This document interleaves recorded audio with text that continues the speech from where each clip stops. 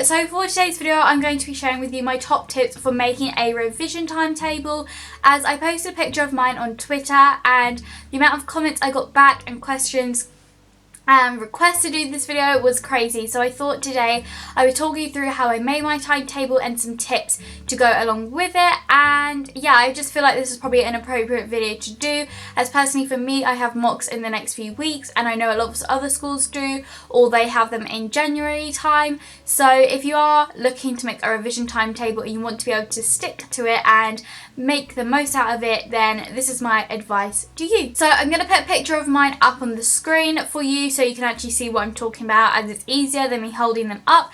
And I'm also going to leave a link down below to the template I use, which is actually from the Uni Days website. I found this back in like June or May time and I actually just really like it because it's pretty straightforward.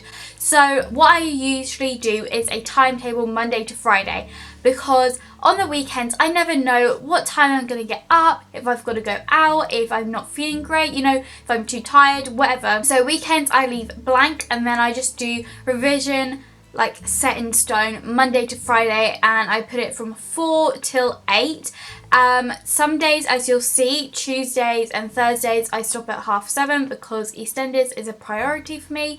But yeah, the rest of the time I'm doing revision. And in terms of homework, as I know I'm still getting homework right now, I kind of try to do either homework on the weekends or within those slots where the subject is, but sometimes, you know, they may set you a piece that's due like the next day and it doesn't work out, so you kind of just have to prioritise. But in general, that's kind of how I do it. When I made my timetable, I got my school timetable up and I looked at what I had each day, because I didn't want to repeat basically what I was doing, as that's really boring. So what I suggest you is get your school timetable up, get your 2 revision timetables, as like obviously my school timetable is a week A and B, so I have a week A and week B revision timetable. And then just look, what do you have on the Monday, and you don't want to put whatever you have on the Monday on your Monday revision timetable. So look maybe what you've got on the Wednesday or Tuesday or whatever, and kind of just start to pop bits and pieces in. If you do extracurricular activities like sport or like any other clubs, then put those on your timetable as well, as you need to obviously put them on and work around that. So just kind of fill everything in and then work around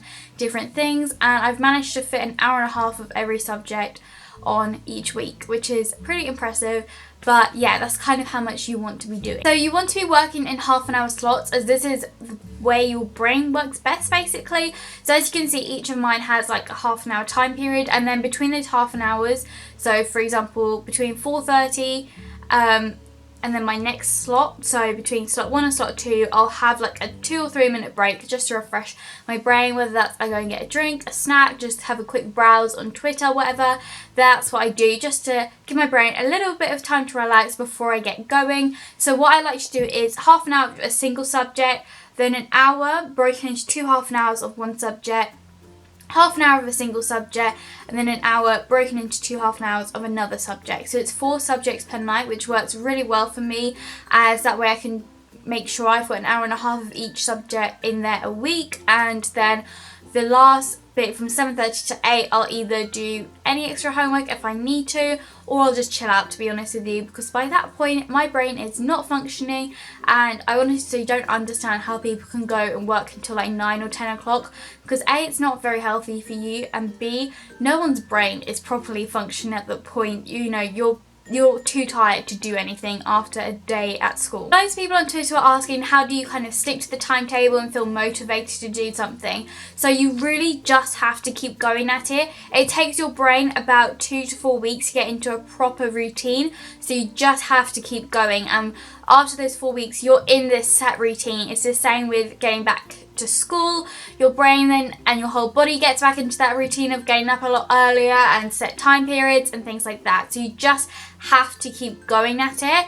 And in terms of motivation, you just have to think about the long-term outcome and benefit, that at the end of the day you will do well because you've actually done revision. And the short-term benefit is that, you know, you're going to feel really happy and satisfied with what you've done after that day. You're going to look at it and go, wow, I've actually done something really productive and something that's eventually going to help me. So that's how you kind of have to motivate yourself, just to think about the benefit and actually what you want to achieve out of it. You know, if you hate a subject and you hate revising for it, just think at the end of this time you will never have to do it again, but you can say you've tried and you've done your best, and that's the kind of thing you just have to think about, really. Also, my advice to not get distracted and to actually stick at it is to put any distractions away. So for me, that is my phone. So I basically just switch it off and put it in a drawer and just don't even think about it until it's 6 o'clock and it's dinner time. So literally any distractions, just put them away somewhere or ask someone else to look after it, like give your parents your phone or whatever to look after, and just get on with work. And you know, I use my iPad, but I just make sure that no notifications are coming through, so nothing literally can distract me. I hope you enjoyed this video. If you did, make sure to give it a massive thumbs up, and if you're new here, make sure to hit that subscribe button down below for more videos like this, and I will see you all very soon. Bye!